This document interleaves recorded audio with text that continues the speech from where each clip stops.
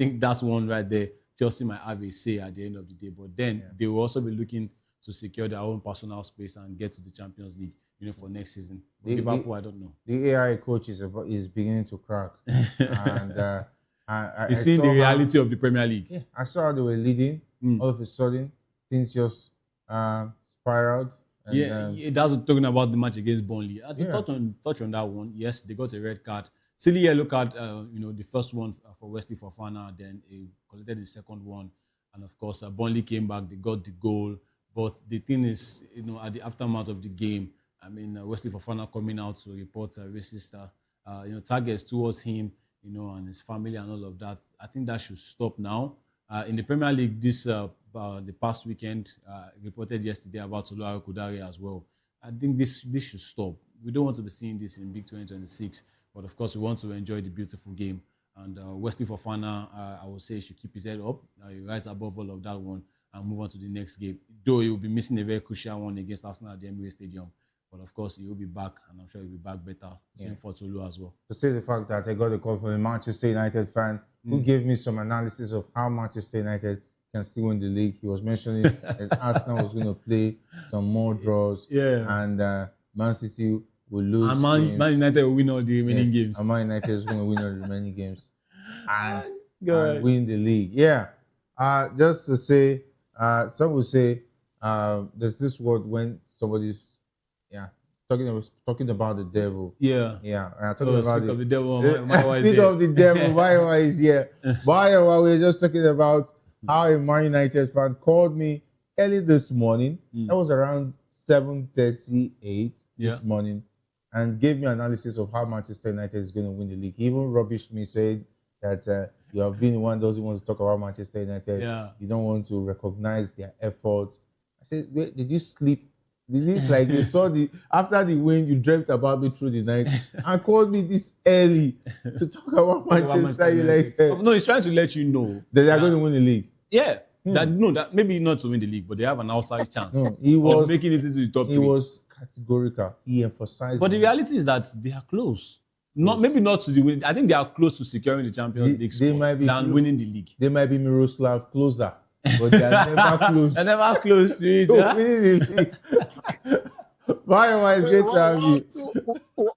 What are you guys talking about? Manchester United cannot win the league. Why not?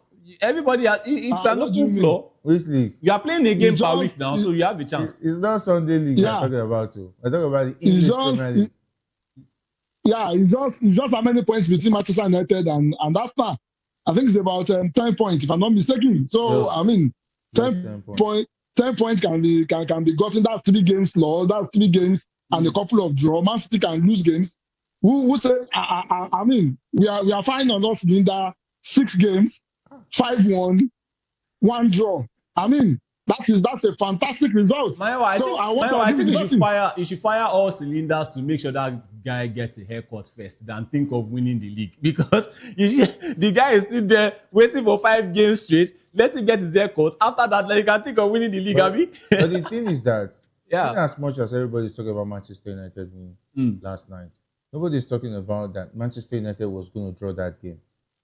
Up until that goal. Yeah, until that goal. And it was still 50-50 that Everton would have still won that game. Well, you could say the same for Liverpool too. They were on the way to drawing that game. And then a winner came out. Let's stick to the fact now. The fact is that everybody is talking about getting the 3 points eventually, right? Yeah. But it shows that this Man United side, they're just 1 game away from losing. They are very close to losing now. But I think the game was, in a way, sometimes it looked balanced. Because sometimes it looked like Everton were going to take the lead. If any match that a goalkeeper becomes the man of the match, that means the goalkeeper went through a lot. Of course, he went through a lot, of course. Lamens went through a lot. And if he continues to go through a lot, let's not hope he will not become another future Onana. Yeah, he's doing well right now. But you have to give credit to where credit is due. Give Manchester United's defense. Beginning of the season, they've been suffering. But in games like that, they managed to stay put. Yes, Lamens was there, the last man, between the sticks. It was like the solid rock for them. I think, if we're not banter aside, let's give it to Manchester United. Lost that game. Banter aside, let's give it to Manchester United. Maybe winning the league is not that realistic. But of course, Champions League, with the season they've been having, Champions League is not bad. Maiwa, they were giving you hope now. This man is No, coming but to reality. it's what it is now. No, it's the truth. We're going to qualify for the Champions League. However, I will take you back to Alex Ferguson. There are some games that you win that way. It's not all games that you come out rosy. Yeah. If you are playing against a team, a David Moyes team, definitely you are expected to struggle. They didn't allow Manchester United to play, and we saw it. And what matters is the 3 points. They got the goal and they won. Yeah. The same thing can be said for Liverpool. I'm not trying to drag Jerry into this, but it's the truth. Yeah. The same can be said against for Liverpool. It took them, last minute kick for that particular game to win, and that's the hallmark of a champion. So I mean, all win are win. We have 3 points and we won. Wow. That's just it. Inside life. You don't just like this narrative. All win because all win are win. But when a certain team at the top of the table, when they were using set pieces to win, they said they are calling them set piece FC. Now all win are win. You see this agenda thing there? It's just beautiful. I like it because when it swings to your side, you take it. But Hafiz, let's be honest. I think something is beginning to rear its head in the EPL and it needs to be addressed. Look at what every team was doing. They played about 10 corner kicks yesterday, and they are practically suffocating Lamens. Goalkeeper, yes. I think Arsenal brought it to the league. Why are you pointing at me? I don't know what you're saying. I think EPL as a whole, they need to do something about it. It's taken away from football. In as much as we want to say we want to win games, doing that to a goalkeeper should always be a foul any day, anytime. But they are like, I don't understand it. I mean, there's something that they're always serious on goalkeeper protection, but I'm surprised now that they don't do it anymore. There was this game they played. I'm trying to remember now. They won 2-0. Their second goal, the guy actually put the ball in the back of the net in front of the goalkeeper. He was there, like just to the front of the goalkeeper, shielded him. Why do you shield the goalkeeper? That should even be a yellow card. But of course, the Premier League, it shows their inconsistency. It might count for some games, it won't count for other games. But that's just the sad part. Hopefully, they will rectify that one going forward. Hopefully, they'll rectify that going forward. Let's talk about the big story. Nigerian Super Eagles striker Victor Osimhen has issued a stern warning to his Turkish club Galatasaray, threatening to report them to FIFA over unpaid wages. According to reports, the forward, who has not received his due payment from the club, has already taken steps to address the issue through FIFA and is contemplating refusing to play in matches if the situation is not swiftly resolved. Osimhen, known for his prolific performances on the field, expressed his frustration, stating the Super Eagles striker's threat adds another layer of tension to his relationship with Galatasaray as clubs across Europe face increasing pressure to meet player obligations amidst a financially challenging climate. With Osimhen's potential action hanging in the balance, all eyes will be on FIFA's involvement in resolving the matter. The situation comes at a critical time for both Osimhen's career and Galatasaray, with the striker having a major role in their forward line. Yes, Osimhen is very important. If he was injured or something, you say he has not. Anyway, pay the player what is owed. But so far, so good. Osimhen has been their best player. The last Champions League game, Juventus, he didn't score but got 2 assists. That's massive. And they are rolling back on that 5-2 win away in Turin. I don't know, why should a club side owe a player? Well, for me, I think it's normal for clubs to have financial maybe imbalance at some point in time, and maybe that's what Galatasaray might be going through at this point. But when you look at it critically too as well, Victor Osimhen came with a profile. He has a huge profile. In his first season when he was on loan, he bagged in goals. Then he signed a contract and is earning like maybe close to or even over 15 million euros per year, at the club. That is huge. And his coach actually came out, to speak. That's Okamburuk. He came out and he said Osimhen's wage alone, is enough to go out the whole team, to pay the whole team. And that's talking about him. And they brought in other names as well, like Ilkay Gundogan, Wilfred Singo, Leroy Sané. Yes, they might be on their last legs. Singo is young, but they might be on their last legs, Sané and Gundogan. But they'll still be commanding huge wages alongside Osimhen. So I think Okamburuk came out when he was lamenting against the high salaries being paid by the club and also used in transfers. So maybe when they spent during the summer and they're trying to put these players also on the wage bill because they have a very, very high wage bill, Sasha Boye is also there. I think they have a percentage they will be paying with Bayern Munchen is also there as well. So due to the rising wage bill and also player salaries and also transfer dealings, maybe Galatasaray might be experiencing some discomforts financially at this point. But also because this was an insider news, also an insider has come out that the club have been discussing internally, and he has also rubbished all of this one, saying Osimhen, is not trying to take any crucial step to go to FIFA to report or anything, that he's happy at the club. So let's see what's going to come out, in the coming days. But for me, I think they should not let this affect their game against Juventus in the Champions League.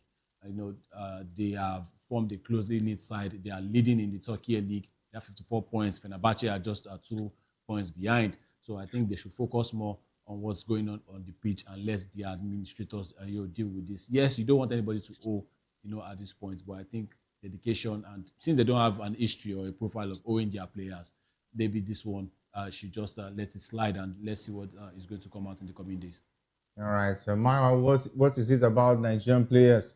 In January, he was part of the players that protested being owed the Nations Cup, and now even his club side is joining the queue.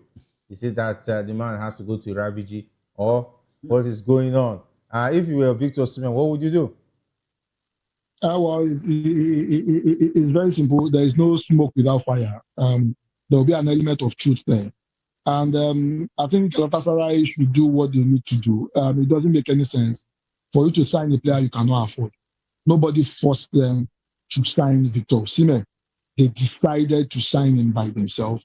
It is incumbent on them for them to ensure that they pay his wages. It doesn't make any sense, for Okamburak to come out and say the wages they are paying him could go around and pay every other person. They knew the conditions before signing him, and it would be unfair for them to treat him that way. If you know you can't afford him, why did you bring him in? That is the question. I hope it does not degenerate, because the moment you begin to have issues over money does not end lightly, and that's just the truth. There is nowhere people fight over money and the relationship remains solid. One person would have to live for the other person, and that's just the truth. I hope this is false. I hope this will not happen. I hope it's not going to. I hope it's not going to happen. I hope it will not distract them from ensuring that they focus on the Champions League, and they do well in the Turkish league. However, it's insulting that Okamburak will come out and say that. I hope they resolve it internally, and I hope it does not disrupt what they are doing. And this goes out to all other clubs. Do not have the money. It's as simple as that. If you have the money, that's when you should be playing, and allow the player to suffer like what you are about to see with Osimhen. Are you sending messages to some clubs in the NPFL too? No, those ones are only yeah. It's a culture. You can't stop you from a culture. It's a culture. It's a way of life. So it shouldn't be on a normal. It has become a culture. So it will now take the grace of God for them to live that culture. You have to break away from that system that sees owing players as a part of the game. But of course, it should be something that we should be trying to rectify going forward. So at least to take the NPFL from being 12th in Africa, that is embarrassing. 12th. 12th in Africa. They're even 12th. I think 12th. That's a lot. That's a lot of 12th best league in Africa. That's a lot. They are still doing well for 12th because of with and to the be honest, if you see the level seeing, of leagues above the NPFL, you'll be like, much respect to those countries, but of course you'll be like, there's structure. Yes, that's why I'm saying that. Even if it's a team of 4 teams, it's a league of 4 teams, 8 teams, even 12 teams. Once there is balance and structure, it should go on, and that's what we've been crying out in the NPFL for a very, very long time. And hopefully they will rectify that one, because that's owing of player salaries and wages. It's a big thing, trust me, Nigeria. I just hope I will not be having my grandchildren by then. Before that will happen. So, anyway, let's talk about Red Sam goalkeeper Arthur Okonkwo, who has been cleared to play for the senior national team of Nigeria by World Football Governing Body FIFA, and is available for selection in the upcoming international round of games. Nigeria will be up against World Cup bound teams in Iran and Jordan respectively in a 4-team invitational tournament. opening their campaign against Iran on the 27th match before taking on the host 4 days later. And the build-up to the tournament, Nigeria will likely be without first-choice goalkeeper Stanley Nwabali, who is presently without a club, opening the possibility of having another goalkeeper in goal. Okonkwo, according to sources close to the 24-year-old, will be ready for his international bow if selected by head coach Eric Chell, who convinced him to switch his international allegiance to Nigeria. And of course, the pair met in London last year during the Unity Cup tournament in England, where Okonkwo agreed to play for Nigeria. Definitely, I would like to see this guy. He's been doing big things for Wrexham, and the trajectory moving from the 4th league, now they're in League One, and hopefully they will make the championship next season. They are in the championship. They're already in the championship. Yeah, they're in the championship. Fantastic side. They're doing good for themselves. Fantastic side. And Okonkwo has been their first choice goalkeeper of recent. And I think it's an Arsenal product. Yeah, of course. Yeah, a fantastic player. Definitely a lot of Nigerians would like to see him in goal, at least to give Stanley Nwabali a run for his money. Who doesn't have a club at the moment? Yeah, I think good one generally also for Nigeria because I think that goalkeeping department has been a place where we wanted to see more bodies, over a long period of time. There was a time I personally used to question that over 250 million people in Nigeria and we don't have a solid goalkeeper. And I think this one also will want to put Stanley Nwabali on his toes, and maybe it's time to start speaking with his agents and saying, look, it's time for me to get a club. Because trust me, I told you here on the show, I said a clubless goalkeeper should not even be featuring for the Super Eagles. Yes, there are also sorts of calls from the NPFL, the Rivers United. They're also making calls to him saying, look, even if you don't have a club yet, come and train with us or come and be with us for now so that you can have a stay. I think if he goes to the NPFL, with the way the NPFL has been looking right now, he shouldn't be called up to be Nigeria's #1. So right now, #1 goes to the league. He shouldn't be called up. I think this also shows some, some intention from Eric Shell as well. That look, I need more seriousness for him to be able to convince Ato Okonkwo to switch, his international allegiance from England to Nigeria. And also Mayowa doesn't really agree with trying to make Nigeria the second choice. But of course, it is what it is.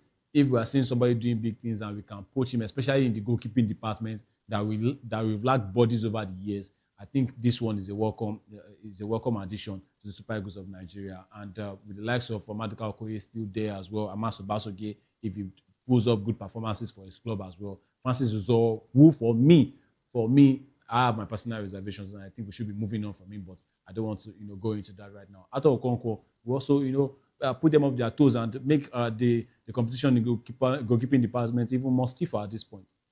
All right, Maiwa, what do you think? The goalkeeping situation, Ato Okonkwo has been doing great things. Is it high time he challenges Nwabali for the #1 spot? I mean, if he has been cleared to play for Nigeria, and he's not going via the DR Congo way, then definitely we should be looking at bringing him into the national team. I don't agree with it. I don't want our national team to be a team B of another country, but that is where we are at the moment, and we have to make do with what we have at the moment. So I mean, Nwabali, I've said it consistently. A lot of people might disagree with me. I don't think he has held down the #1 shirt to that capital. He doesn't have a club at the moment, and we don't want people who are clubless to come to the to play for the Super Eagles. And the goalkeeper, that has been in good form, that has been in great form for Wrexham United, I think will be an added advantage for us. We have Maduka Okoye, who plays in the top league in Italy. Then we have another player in the championship, Ato Okonkwo, that is probably that has switched to Nigeria. So more competitions. Let's see who the best of them is. However, in the history of Nigerian goalkeeping situation, all the goalkeepers that have stayed very long in that #1 position, they were Nigerian made. The question is this: with these Oyibo people, with these foreign-born Nigerians, would they be able to cut it? Would they be able to nail that #1 shirt? Let the competition begin, and let's see which of them will be able to prove us wrong. Maiwa, one of this certain goalkeeper, I know that Germany, they tried to call him up, but maybe he hasn't gone to an international tournament. They haven't played the World Cup. I'm talking about Noah Atubolu. Do you think there's any hope for Noah Atubolu to still be called up by the Super Eagles? Well, I think the issue of Noah Tubolu, I think he was making some unreasonable demands that he wanted to play. That was one of the reasons. And if you are that good, Germany would have called you up. Let's be honest with ourselves. He might be doing fantastic for whichever club he's playing for. Yeah. But I think it's not good enough. That's why Germany is not calling him up. I can bet it with you. If Germany has the opportunity, if it's that good, Germany would have called him. Or if they call him, he'll probably jump at the opportunity. You don't come to Nigeria and be making demands. You have to make your demands with your performance, not sit down in the comfort of your room and be making demands as if before you, Nigeria has never had a good goalkeeper before. But I mean, if you look at the goalkeeping department, you want to make demands, knowing that you don't even have a tougher competition. Yeah, I think number one is actually safe, but having number 2 and 3 is very, very crucial. Yeah. Because Maduka Okoye, I don't know where he stands as far as the Super League. For me, I think he's going to be the number 1 going forward. And if Richard doesn't believe in him, maybe at all Conco. That is if he takes invitation. For instance, this friendly would have been very great to have Maduka Okoye on board alongside the Wrexham Otto Okonkwo. Maybe we should just wait to see the list. Imagine Maduka Okoye plays the first game, Otto plays the second game, and Mwabali could actually rest because we know that he's good for number 1, but the competition has to come so that everybody will sit up and know that you are not assured of the number 1 position. That's healthy competition for the number 1 sport. Let's talk about the Super Falcons of Nigeria. The head coach, Justin Madugu, has explained his decision to leave out Asisa Oshoala from the squad for the double-header friendly against the indomitable Lionesses of Cameroon. Madugu unveiled his 25-player squad for the friendlies last week. Oshoala, 31, who has been in outstanding form for Saudi club Al Hilal, was a surprise omission from the squad. However, the gaffer maintained that the former Barcelona star remains part of his plans for the upcoming 2026 Women's African Cup of Nations. The Super Falcons will be aiming to secure a record extending 11th title when the competition kicks off in Morocco next month. Okay, Madugu has just said that Asisa Oshoala understands leaving her out of these friendlies because he knows that she is part of his big plans as far as the competition is concerned. So I think that looks more tenable to at least give more room to players, younger players, to test some experience ahead of the WAFCON. Yeah, I think it's simple and self-explanatory. After I particularly came out to speak on that one, I think it's a welcome one. It's a friendly, double-header friendly. Yes, that means he's already made plans like, look, after this friendlies, this friendlies does not justify your place in the team. Is not saying you are going to be knocked out or you are going to be replaced. We just want to see other players that can step up and also, be like a cover for you, or will also give you a level of competition going into the tournament proper. We know that you are part and parcel of the Super Falcons. But they mentioned the Super Falcons now. She's still 31, still balling out for Al Hilal in Saudi Arabia. When we mention Super Falcons, we mention Asisa Oshoala. Yes, our performances might have been dwindling in recent tournaments, in recent games, but of course, you don't still want to leave Asisa Oshoala in front of your net, just like that. She will back the goals. And I think, yes, Madugu is saying that, look, you are going to go to the tournament, but let us give these other players, opportunities, to present themselves. And we have a lot of players, in the Super Falcons, these names that he has called up, for these friendlies. Some of them are making their debut, and we want to see them going forward as well. And also, I'm particularly happy for the return of Gift Monday, who I feel like, is also going to be like, she's going to bring a level of competition to Oshoala, going forward. So I think Madugu is trying to see his squad and, he will streamline them based on their performances, hopefully, because we know how the NFF can be when it comes to selection of players. Hopefully, he will streamline these players and say, look, I'm going to pick out of these players plus Oshoala to go and negotiate, the WAFCON in Morocco and bring the 11th title back to Nigeria. All right. And of course, my one, the explanation, is it tenable, leaving out Asisa Oshoala, or the man is just doing PR? Well, I think you get a political form from Madugu. He's doing politics with that statement. Let's be honest with ourselves. Oshoala is not going to be part of that particular team. Really? He's going to be there. Probably maybe somebody gets injured. That's the reason why he's going to make it. Yeah, that's the truth. Madugu is a very ruthless coach. And I understand the reason why, he has come out to say this. Oshoala might still pull some kind of weight. and he does not want to, come out and say you are not part of my team. In case something happens to those that you probably use, so it doesn't, look stupid, and after go and start begging Oshoala. That's the reason why he's making this particular statement. I can bet it with you, if all the strikers and all the forwards that he needs, if they are fully fit, Oshoala is not going to make the team. And I understand it. I've said it consistently. Oshoala has paid his due. If you are talking about the issue of the Super Falcons, you cannot write off what Oshoala has done for that particular team. However, we as a national team, anybody that makes the team must be performing at optimal capacity. At the moment, Oshoala for the national team, she's not performing, and we need people that can perform. The last AFCON, WAFCON, Oshoala will just make cameo appearances, and that shows that the team is beginning to move on from her. And I think this is a way to begin to tell her that your time is up with the Super Falcons team.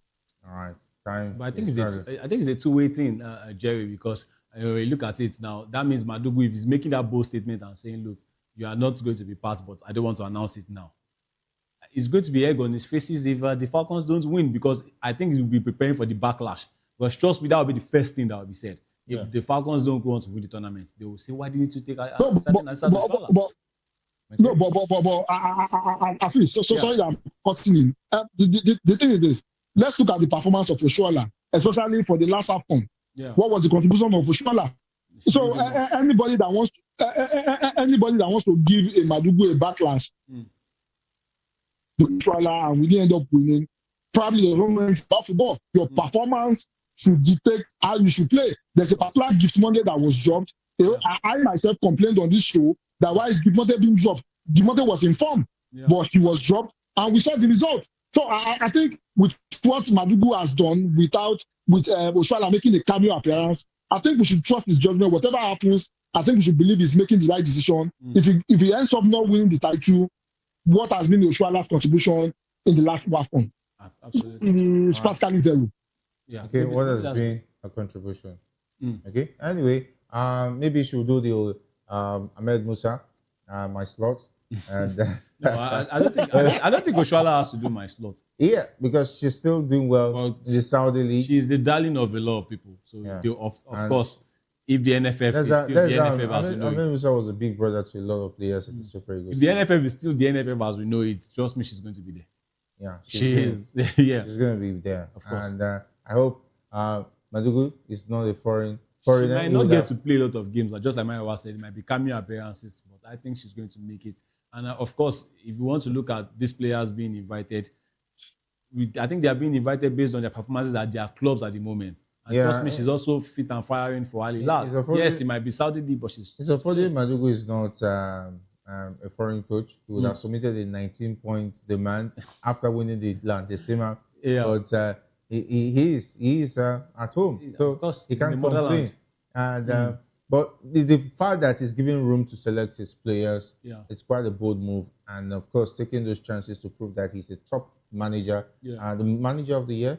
Last time, talking about AFCON, CAF Awards. CAF Awards, yeah. So, and he was also selected the Ballon d'Or, top 10 in the world. Okay, I think that's a good one. It's a good one for him. And of course, I think with these players, let's see what's going to happen in the double header friendly. But I think with these players, I think the Super Falcons are good to go and win number 11. They can't win the number 11. Yeah. All right, let's talk about the UEFA Champions League. Action resumes tonight. Inter Milan manager Christian Kivo says he's confident the club will overturn the 2-goal deficit against Bodo Glimt in tonight's Champions League second leg playoff. I recall that the Nerazzurri lost 3-1 at the first leg last week in Norway and risked joining reigning Italian champions Napoli in being eliminated from Europe's elite club competition. And Kivo stated that Inter Milan will do everything to get the needed victory and goals against Bodo Glimt. Mayowa, do you think that Inter Milan is up to the task? Well, they are a very big team, and you would expect a big team to step up and do the magic. However, do not write off Bodo Glimt. The last time an underdog won the Champions League is about 22 years ago. That was when Porto came up with Jose Mourinho and beat a whole lot of things. and and they ended up winning the Champions League. That was the last time any underdog team won the Champions League. The story of Bodo Glimt is surprising to a whole lot of people. They did it against Man City. They also beat Inter Milan, and even before that, if I'm not mistaken, they beat one of the big boys too in the group stage before the Man City and the Inter Milan game. Yeah. So I would not write them off. 2 goals might be in the San Siro, might be small thing for them to be able to overcome. However, don't write off a Bodo Glimt. They've done it before and they can do it again. I will not be surprised if at the end of the day, maybe Inter Milan will win the battle, but Bodo Glimt will win the war. All right. Okay, we're winning the battle, winning the war. I think it's a good one. This new version of the Champions League took place last season, started last season, and I think it's a welcome idea for me. It shows a more level of competition between these sides. Not just the regular group stage and all of that. I think it has shown that you can come up against anybody and anybody can knock you out. And Bodo Glimt as well, just like Mayowa said, you don't want to sleep on them. They defeated Atletico Madrid away from home. They defeated them at the Metropolitano 2-1. So it means that it's not just in Norway that they can play ball. And when you watch that first leg, oh wow, the way they played Inter Milan, the goals they scored, not as if they just scrambled goals in. It was set piece FC. They played Inter Milan like they actually played one team in Norway like that. So they scored beautiful goals. I mean, the third goal, even the first goal from Fett, absolutely sensational. And trust me, Inter Milan now will be feeling the pressure. Yes, you might say this football. Of course, an early goal can put Bodo Glimt on the ropes again. And Inter Milan, of course, they will come out firing. They will want to attack or go all out. But trust me, they don't want to leave it in a shot at the back because Bodo Glimt, they can possess the ball and they can also hit them on the counter. So it's going to be a very, very tight game. I don't think Inter Milan will have it easy. They will not walk through just like that. Bodo Glimt, trust me, will give them a run for their money. And to show that they dismantled Manchester City as well. Also, they played Tottenham. It was a loss. Was it a loss or a draw? But they gave Tottenham as well a run for their money. So it's a good team. They have former AC Milan, a winger, that's Jens Peter Hauger, who actually made a statement from the first leg saying that he wants to play against Milan. He wants to come back to Milan and do the business, on Inter Milan. So it's going to be a tough affair right there at the San Siro.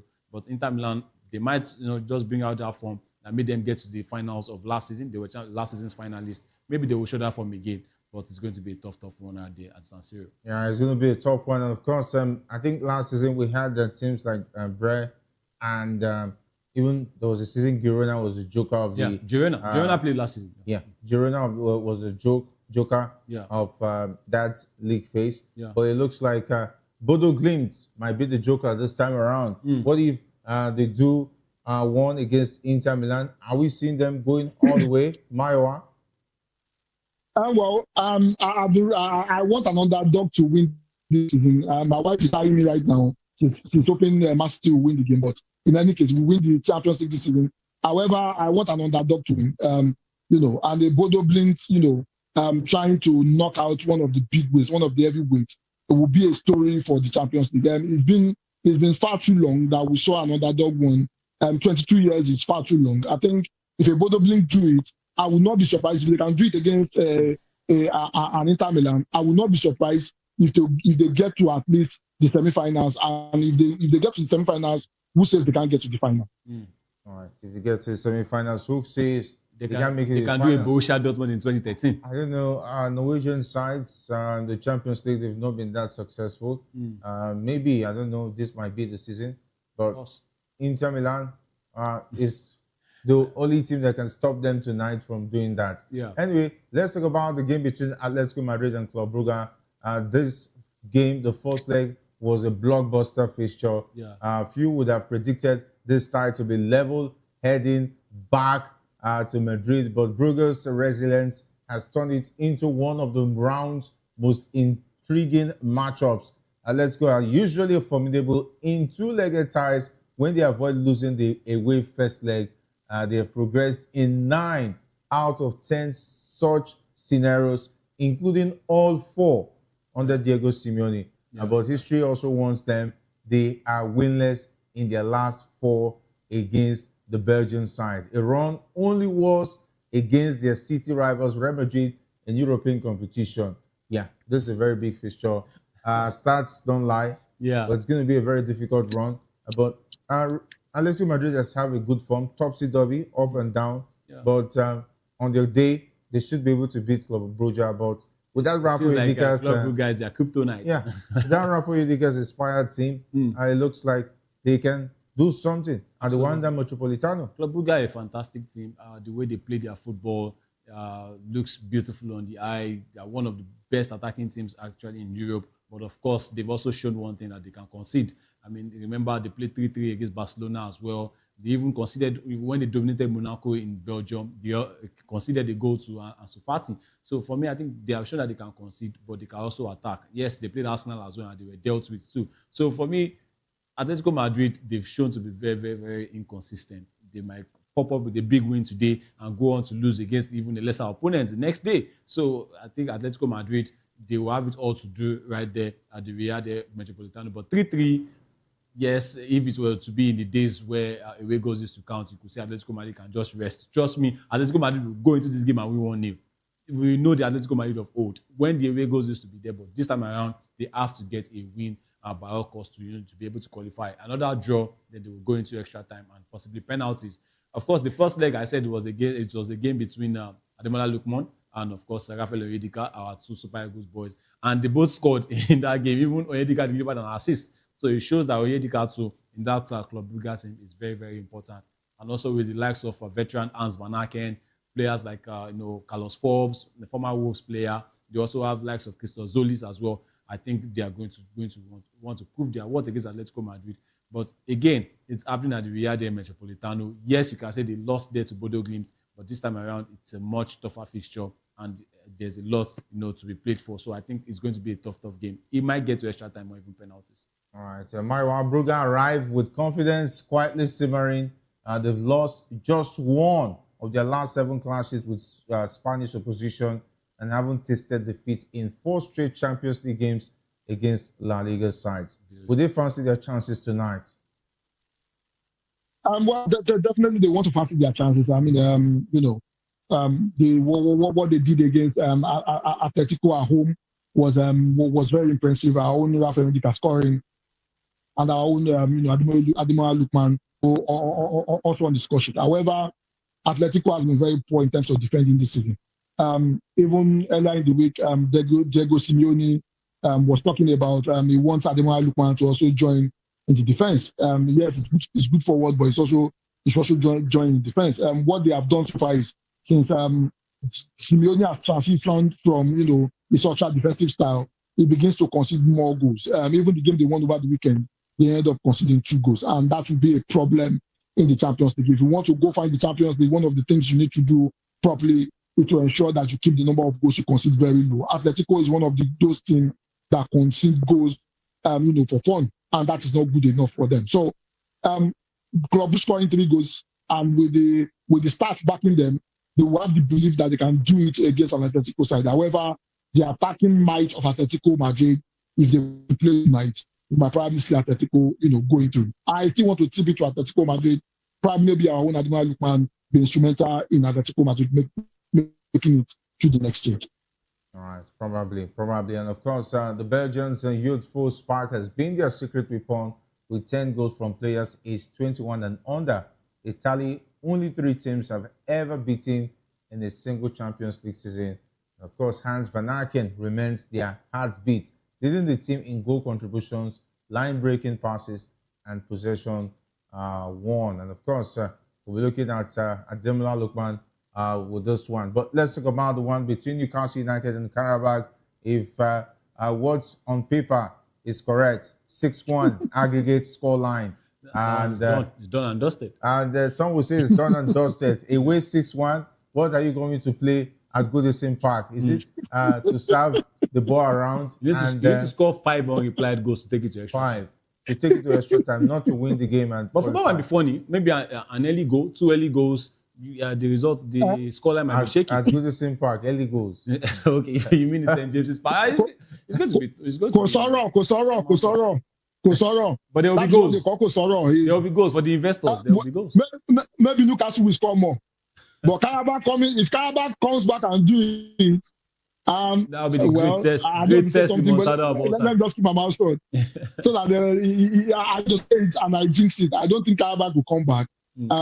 If Karabakh does it, Eddie Howe should be fired immediately and not let him go to the dressing before they fire him. I'm serious. The owner should come down and fire him on the pitch, because I mean, how do you lose the 5-goal lead? It's not going to happen. Newcastle's already in the next round. Yeah, that would be if Nottingham Forest owner was the owner of Newcastle. Marinakis would definitely come down from the stands and fire Eddie but Howe. there's something with the If he Champions loses. League. We've seen 3-goal leads turned around. We've seen 4 goals. Who says we can't see 5 goals? Yeah, we've seen 4 goals. Yeah. Yeah. I think Barcelona did it. Yeah, because Paris Saint-Germain lose Enrique against Unai Emery. Yeah. I can still recall Unai Emery's face that day after that goal came in from Liverpool from Sergio Roberto. Liverpool is doing it. Liverpool did it to Barcelona. They did it to Roma. Did it to Barcelona. Roma also did it to Barcelona. So who says it can't happen again? It can't.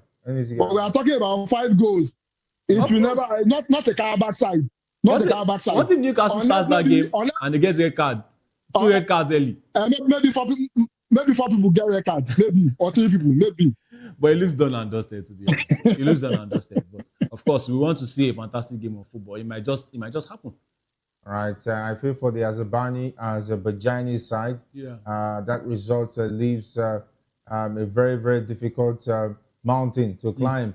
And English clubs have long enjoyed a commanding record over Karabakh, winning 9 of their 10 meetings, and the Azerbaijani champions have fared even worse on English soil. Guess the only team that hasn't won there? Chelsea. Yeah, Chelsea. I think it was going to go with Chelsea could not beat Karabakh. Chelsea fans don't like that, but at least one of the Chelsea fans says but it's the truth now. They say Karabakh is a big club. One Chelsea fan told me that Karabakh is a big club anyway. Yeah. When they were about to lose. A team that Newcastle dismantled 6-1 in their own backyard. Right. But much respect to Karabakh, we love them. A lot of things we're praying for them to come back to the Champions League so that they can get their 3 points. Yeah, it's going to be a very difficult one. Of course, finally, before we wrap it up, Bayer Leverkusen takes on Olympiacos. Leverkusen travel back to Germany with a strong, though not unbreakable, 2-0 advantage win in Greece. I don't know. When you go away to win, I don't know what the away team will now be doing at your home, trying to obtain a 2-0 result. I think what will just give them hope is the fact that, like I said earlier, the away goals has been abolished. Yeah. So right now you can still see yourself as having an outside chance. Yes, they might get to Germany. We've seen Leverkusen to this season. They've been kind of inconsistent even in the Bundesliga. So what if Olympiacos goes there, score an early goal? Of course, there will be jitters around there, right there in the Bay Arena. But trust me, I think Leverkusen will want to go and try to shut up shop and maybe get some goals maybe from the counter. It's going to be an exciting game. All right, Mayo, let's wrap up with this one. Well, I mean, the fun part of it is Marinakis will be in Germany. He'll be watching Olympiacos. That's also his team. So I hope he doesn't go down and start warning the coach. But in any case, like Aziz rightly said, Bayer Leverkusen, they've been, inconsistent. Olympiacos will shock them. However, with the kind of quality they have and they are playing at home, I think they should have enough quality to be able to go past, an Olympiacos side. Probably maybe a 2-0, 2-1 win for a Bayer Leverkusen. If the consistent Bayer Leverkusen show up, and not the inconsistent one that we see in the Bundesliga. All right, definitely. Let's see how this all pans out. Make sure you enjoy the UEFA Champions League tonight. And of course, a big thanks to Maiwa and Hafiz for being awesome on the show. All the best. Not the best for Man United's top 4 race. Anyway. Don't be a hater. It's not about me. 3 points is a whole game. 3 points is a whole game. It's not hard for the team to 3 points is a whole game. Lucky 3 points. 3 points is a whole game. That came from lucky 3 points. We were both lucky. 2 of us were both lucky. We'll talk about your luck. You 90 minutes. My own 75 minutes. I like the way I'm always somewhere in the middle. All right. I'm not involved. Thank you very much. Fire, I love peace. Yeah. Of course, big thanks to the guys behind the scene who made the show great. Talking about the likes of Shegun, not leaving out Sam, Jerry, and of course Hassan. My name is Jerry Apelawai, saying thanks for being a part of the locker room. Up next is Political Lens with Chukwuma Okoro. Stay tuned.